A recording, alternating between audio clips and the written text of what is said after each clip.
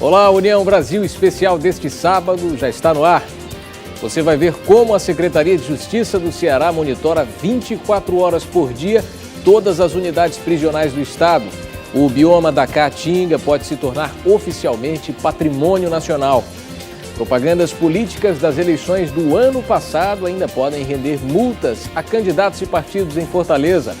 Tráfico de seres humanos, um problema que o Brasil sofre para combater. Vamos ver ainda os detalhes das operações que afastaram do cargo dezenas de pessoas da administração municipal de Quixeramobim, principalmente o prefeito e o seu vice. E ainda, fique de olho no que você ensina aos seus filhos. Os bons exemplos continuam sendo a melhor forma de educar.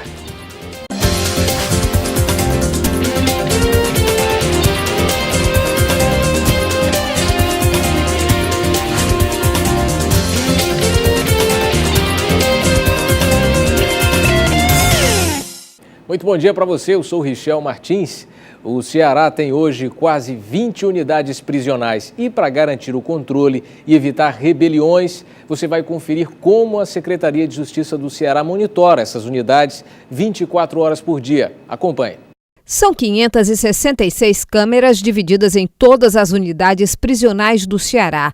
As imagens são enviadas para centrais de monitoramento nas próprias unidades e na sede da Secretaria da Justiça. O objetivo é inibir investidas dos presos, como rebeliões e brigas, e ainda a segurança dos próprios apenados. Esse monitoramento partiu da necessidade da gente ter uma maior vigilância dentro das unidades prisionais e para auxiliar os agentes no dia a dia, no manejo de preso, em banho de sol, em visitas também. Então, esse monitoramento surgiu como uma ferramenta auxiliar de segurança para dar suporte aos agentes penitenciários. As imagens são captadas em alta definição e permitem a gravação das imagens também no período noturno. Tudo é gravado e mantido na Secretaria da Justiça por 45 dias. O próximo passo é ampliar o monitoramento. Todo presídio que foi inaugurado e cadeia pública, que nós já temos 4 cadeias públicas já duas para inaugurar, e uma que inaugura amanhã e outra que foi inaugurada no Crato, que tem um monitoramento de CFTV já com um número reduzido de câmeras. São 10 câmeras por cadeia pública, até porque elas só são 34 vagas.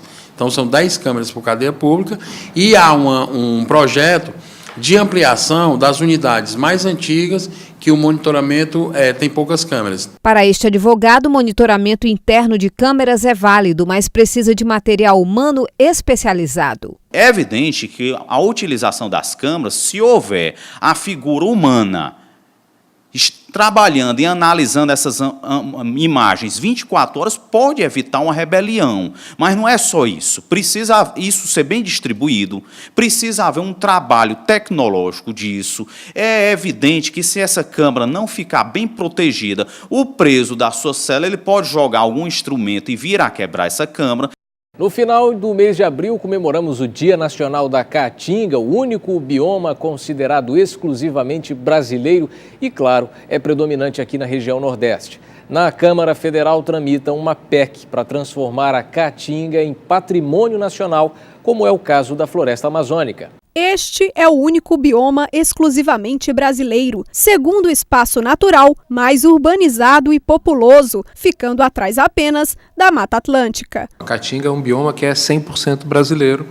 Ela cobre cerca de 10% do território nacional, abrangendo praticamente todos os estados da região Nordeste e um pouco do norte de Minas, da região norte de Minas. Algo em torno de 16 milhões de pessoas vivem na Caatinga. Em Tupi, Mata Branca, bioma tão precioso quanto Floresta Amazônica, Mata Atlântica, Serra do Mar, Pantanal Mato Grossense ou Zona Costeira. Mas com uma diferença: na Constituição Federal, a Caatinga ainda não faz parte do patrimônio nacional. Uma realidade que pode mudar com a aprovação de uma nova PEC. A PEC 504 de 2010, de autoria do senador Demóstenes Torres, encontra-se atualmente na Câmara Federal. Ela já foi aprovada pelo Senado, já teve parecer favorável da Comissão de Constituição, Justiça e Cidadania da Câmara, e agora ela se encontra na Câmara Federal, aguardando votação. Caso isso aconteça, muitas serão as conquistas, pois implicará em melhor tratamento por parte do governo. Primeiro tem uma questão de reconhecimento mesmo, seria dizer que os animais do Nordeste são menos importantes que os animais da Mata Atlântica ou os animais do Pantanal. Eu acho que isso, né? Então, essa é uma primeira questão. A outra, sim, os fundos, por exemplo, como o Fundo de Mudança Climática, os investimentos em sustentabilidade, tenderiam ou poderiam ser carreados com maior volume, maior quantidade, se desde logo o Brasil reconhecesse a caatinga como um patrimônio equivalente à floresta amazônica. É de extrema relevância na medida em que pressupõe e prevê uma maior proteção para esse bioma, que é único no Brasil e no mundo, né, caracterizado por uma série de espécies endêmicas que só ocorrem nele.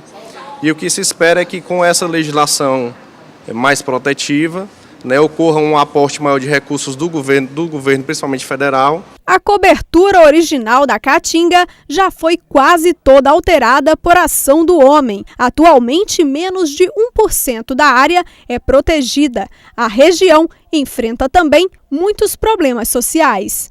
6 novas paradas de ônibus seletivas, chamadas de abrigos, foram instaladas na Avenida Guanambi, aqui em Fortaleza. O objetivo é organizar as paradas de ônibus e vans que passam por ali todos os dias. A Avenida Guanambi é uma das mais movimentadas de Fortaleza. Tanto é que neste trecho, onde diversas paradas de ônibus se encontram em uma mesma calçada, a situação era descrita pelos passageiros desta maneira. Todo mundo ficava onde queria, os ônibus paravam onde queriam, onde era melhor. Alguns ônibus paravam muito atrás, cortava a parada, queima a parada que chamam, né?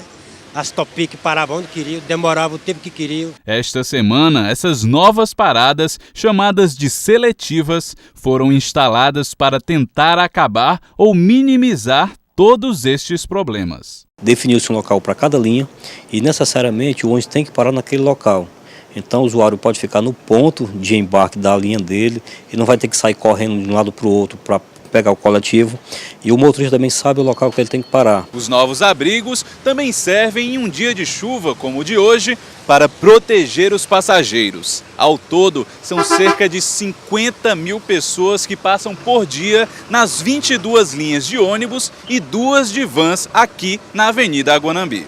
Tem como o pessoal se abrigar, né? Se proteger. Agora que dividiu ficou melhor. Não fica aglomeração no lugar só. Antigamente estava desorganizado, né? Hoje em dia estava melhor aqui, né? Por causa tinha Topic, tinha ônibus de viagem, hoje em dia está tudo ok, que graças a Deus está tudo melhor agora. Ao todo foram instalados 6 abrigos na Avenida Guanambi. O projeto deve ser expandido e organizar outros trechos da cidade. Nós estamos achando cerca de 20 locais para novas instalações de abrigos. José Walter, Mucuripe, Barra do Ceará, no entorno da rodoviária, são alguns projetos que estão já em estudo e em andamento para brevemente já estarem com os novos abrigos. Depois do intervalo, candidatos e partidos que concorreram nas eleições do ano passado podem ser multados. O motivo? Os muros que ainda estão pintados com propaganda. É já já.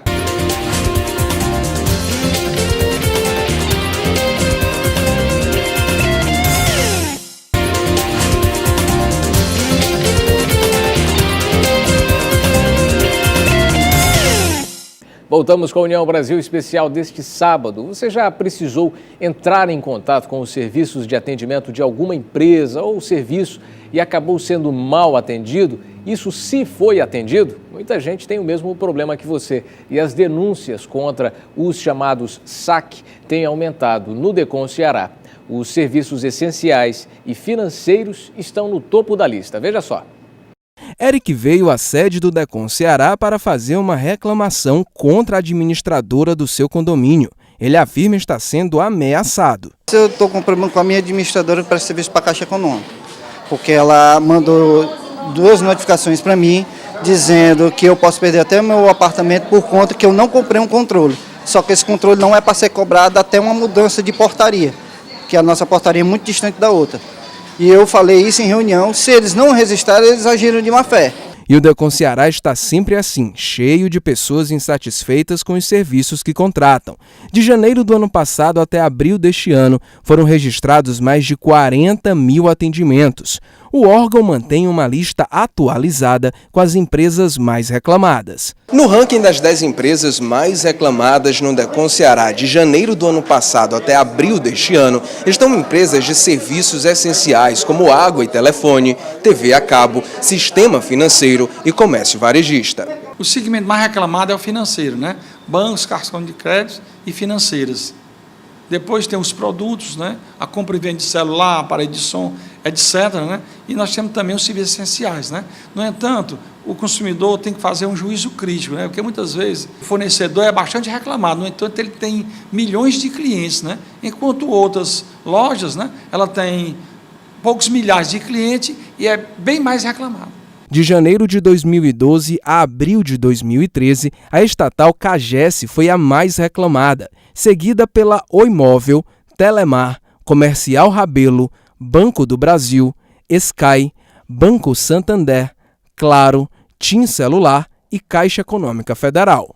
Sandro veio ao DECON para reclamar de uma cobrança indevida da empresa Oi Móvel. Foi uma cobrança que a Oi mandou para mim, no meu nome, com o meu endereço, mas o problema é que essa conta aqui veio nesse número e não é o meu número. Mandaram uma dívida no meu nome, com o meu endereço, mas a dívida veio, eu liguei para lá, para a empresa lá, e me disseram que essa conta é no nome desse número aqui, não é o meu número. Este advogado chama atenção para as novas regras do Serviço de Atendimento ao Consumidor. Os clientes devem ficar atentos aos seus direitos. A primeira providência que ele deve fazer é anotar o número do protocolo de atendimento, que é aquele número que é dito a ele no início da ligação. Aquilo ali é super importante, que ali vai ser a prova que ele entrou em contato com o saque. Sem o protocolo, ele não tem nada.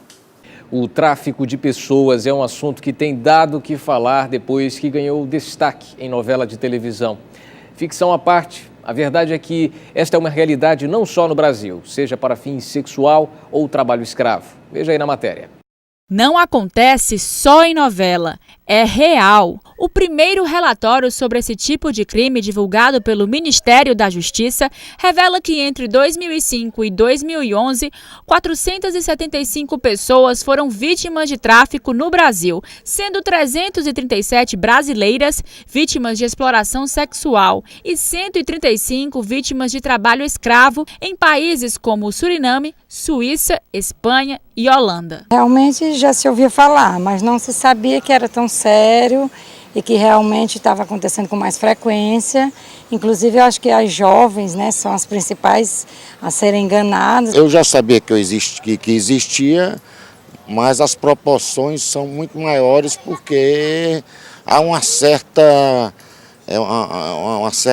timidez ou preocupação com a imagem dessa pessoa. A gente já ouvia falar muito, né? Mas não nessa proporção, como a televisão está mostrando, a facilidade de sair do país, ou mesmo no próprio Brasil, como houve aquela menina aqui, né? Pela internet. Há anos o tráfico de pessoas é praticado, principalmente por ser um negócio extremamente lucrativo. Segundo informações do Escritório das Nações Unidas contra Crimes e Drogas, ele chega a movimentar cerca de 7 a 9 bilhões de dólares e perde lucratividade apenas para o tráfico de drogas e contrabando de armas. A Procuradora da República, Nilce Cunha, vai monitorar a execução de 115 metas para combater a prática criminosa no Brasil através de um grupo de trabalho que irá acompanhar e avaliar o segundo Plano Nacional de Enfrentamento ao Tráfico de Pessoas. Ele é visando exatamente, especialmente, a prevenção, porque o tráfico de pessoas ele é combatido de forma mais eficiente com o conhecimento, com a divulgação de informações, com a sociedade tomando conhecimento das características do crime para se prevenir. Segundo esta psicanalista e coordenadora de políticas públicas contra as drogas de São Gonçalo do Amarante, no Ceará, pessoas vítimas do tráfico muitas vezes acabam se envolvendo com drogas. Quando se fala de tráfico de pessoas humanas, se pensa sempre em termos de exterior. Mas dentro do Brasil existe um grande tráfico de pessoas humanas, de pessoas do interior que estão vindo para a capital. A dor do tráfico, a dor de morar em um outro país e ser submetida a determinado tipo de comportamentos, o que atinge? O que leva até a droga para amenizar a dor. E essa droga vai vir a ser o quê? A cocaína ou então o crack. O tráfico de pessoas é um crime difícil de ser identificado. Por isso, em caso de suspeita, ele deve ser denunciado pelo Disque 100 da Secretaria de Direitos Humanos. Durante as campanhas eleitorais, você permitiu que candidatos pintassem o muro da sua casa ou do seu comércio com propagandas políticas? Se você permitiu, você cobrou a limpeza depois da campanha? Muita gente não cobra, né? Para evitar esse tipo de problema e diminuir, inclusive, a poluição visual da cidade, vamos ver agora que um projeto tramita na Câmara Municipal de Fortaleza.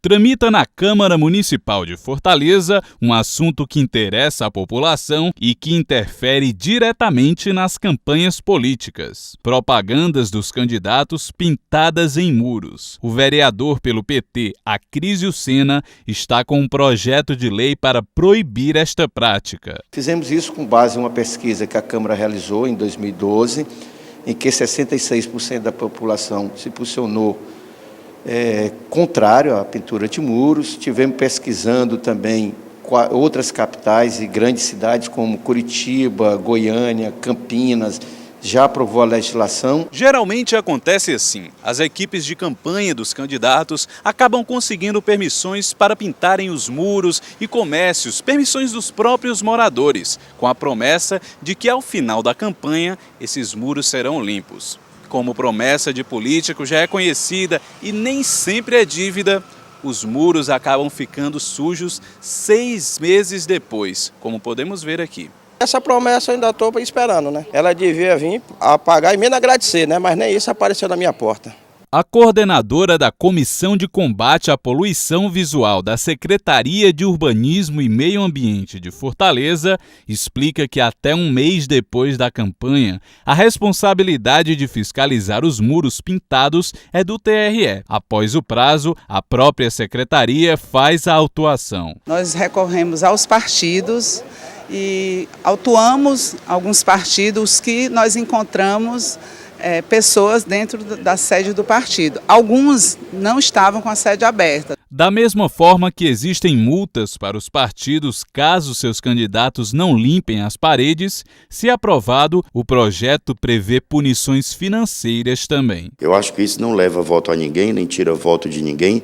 O que leva voto a um candidato é o trabalho que ele tem, a militância que ele tem em alguma causa. Acho que tem que haver uma multa. As eleições são regidas por uma lei federal que permite que os muros sejam ilustrados com propagandas de candidatos. Esse poderá ser mais um entrave para aprovar a lei municipal, segundo o vereador Deodato Ramalho. De fato, a lei federal, a lei eleitoral, prevê esse tipo de publicidade. Então, a gente tem que ver até onde nós, no legislador municipal, podemos ou não tornar essa não utilização desse tipo de publicidade obrigatória. A gente volta já para você ver que o aeroporto de Fortaleza está em penúltimo lugar no Brasil para se fazer refeições. Não saia daí, num instante.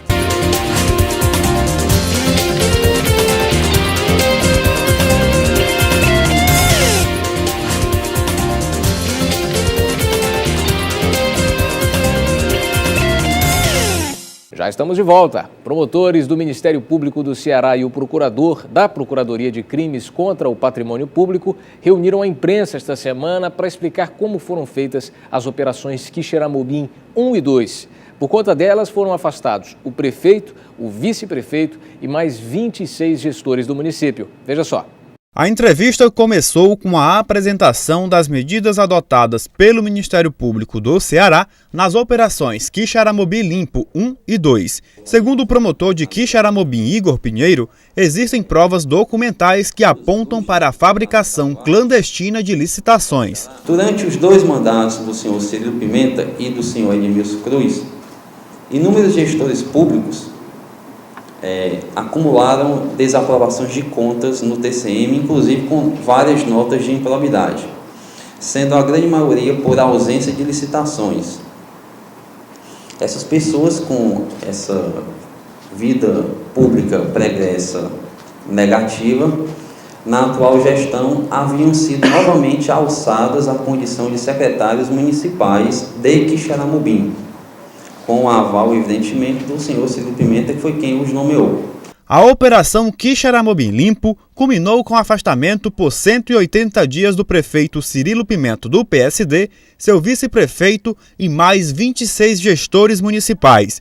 O ex-deputado Cirilo Pimenta foi à Assembleia Legislativa logo depois do afastamento para pedir o apoio dos parlamentares cearenses. O que a gente acha que é uma precipitação, há um entendimento por parte de todos nós e que enxergamos que o Ministério Público tem o seu papel, nós defendemos aí o que eles estão também defendendo, agora nós não podemos defender esses absurdos, principalmente de homens sérios, de prefeitos que têm todos os índices favoráveis. Na sexta-feira passada, havia sido intermediada uma reunião entre o Procurador-Geral de Justiça, doutor Ricardo Machado, e o presidente da Assembleia, o deputado Zé Albuquerque, em que alguns deputados iriam à comarca de Xeramobim ter acesso a essa documentação.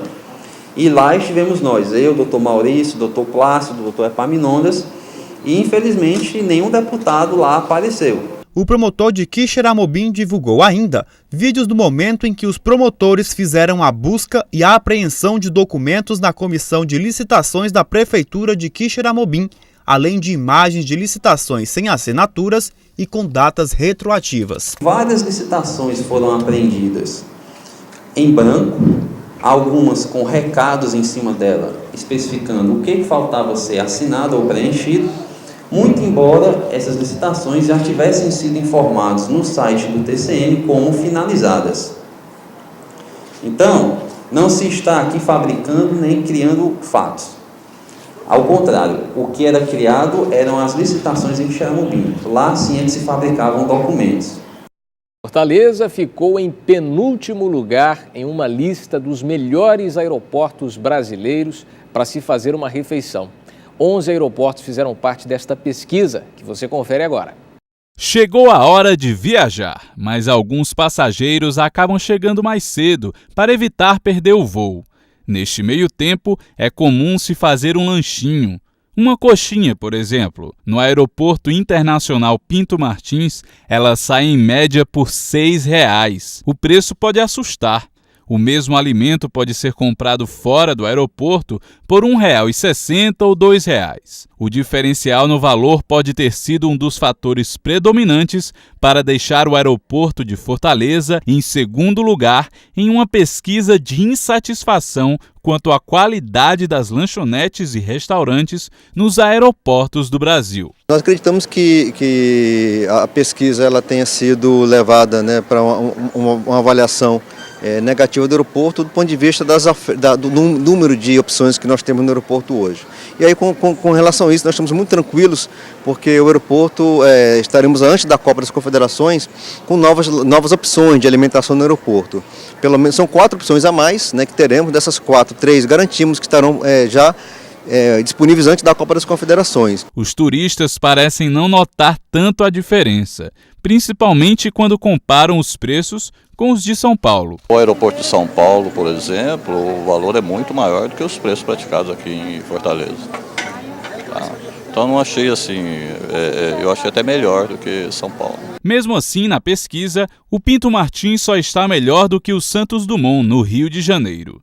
O melhor classificado na lista é o de Guarulhos, em São Paulo. Quem mora em Fortaleza acha mesmo o valor diferenciado dentro do aeroporto e procura entender os motivos. Tem essa diferenciação como se fosse um shopping de elite. Assim, eu acho que talvez o preço que os comerciantes pagam pelo ponto, pelo aluguel, acabe fazendo com que eles tenham um custo maior e acabem repassando isso para o cliente final. Uma opção para quem não quer comer nos restaurantes e lanchonetes já existentes aqui no Pinto Martins são essas máquinas que foram colocadas há pouco tempo. Elas possuem alguns produtos, mas parece que não fazem muito sucesso com os clientes, pois sempre estão assim, lotadas e quase ninguém para nem para olhar.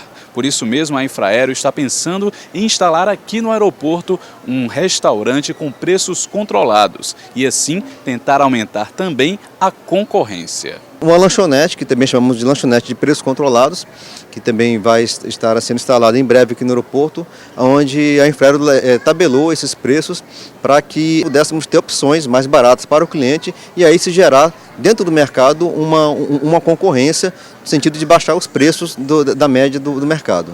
O assunto agora é comportamento infantil. Afinal, o que determina a formação de uma criança? Será que elas realmente são um reflexo daquilo que vem? Bom, se isso for verdade, melhor pensar 2 vezes ou mais antes de dar um mau exemplo a essas crianças. Afinal, esses pequenos aprendem muito rápido. Acompanhe a matéria. Esta cena flagrada no centro de Fortaleza não se trata de uma denúncia de exploração do trabalho infantil. É apenas uma brincadeira de criança. Entenda, foi isso que o garotinho de 5 anos de idade viu antes de procurar algo parecido para fazer. As crianças estão sempre em desenvolvimento cognitivo, social, moral, cultural. Então, assim, as crianças aprendem o tempo todo. E as principais figuras de educação são os pais. Então, os valores e o comportamento do pai é um exemplo real para ela pode introjetar aquilo para o resto da vida. Como um espelho de aumento, só que em miniatura, as crianças refletem o que veem, cenas do cotidiano, sem medir se aquela atitude é boa ou ruim. Por isso, resta aos pais ficarem atentos. Ela tem que ter um exemplo de pai, né? Pedro tem um primo com autismo. Orientado pela mãe, que cuida do menino com muito carinho, ele aprendeu desde cedo a lidar com as diferenças. Eu aprendi a respeitar as pessoas mais velhas, os mais novos também, e os autistas também, assim. Não limite a capacidade de uma criança. A consciência sobre o que é certo ou errado pode até amadurecer com o tempo, mas existe antes mesmo que você possa imaginar. Uma das primeiras coisas que a criança aprende é o maneio do não, né? Quando a gente começa a falar com a criança muito pequenininha, ainda não pode. Ela já vai aprendendo que não pode. Então, quanto mais cedo possível. Não tem uma idade certa para você começar. Bons exemplos da educação a gente mostra desde sempre. Nadar em piscina fundo e não entrar e não pular em cima da cama. Isso não pode. Não posso. Looks like rain again today. Dark clouds gather and fill the sky. Nossa edição especial deste sábado termina aqui, mas lembre que amanhã nós voltamos com outros assuntos na edição de domingo às 11h30 da manhã. A gente se vê, até lá, União Brasil, informação além da notícia.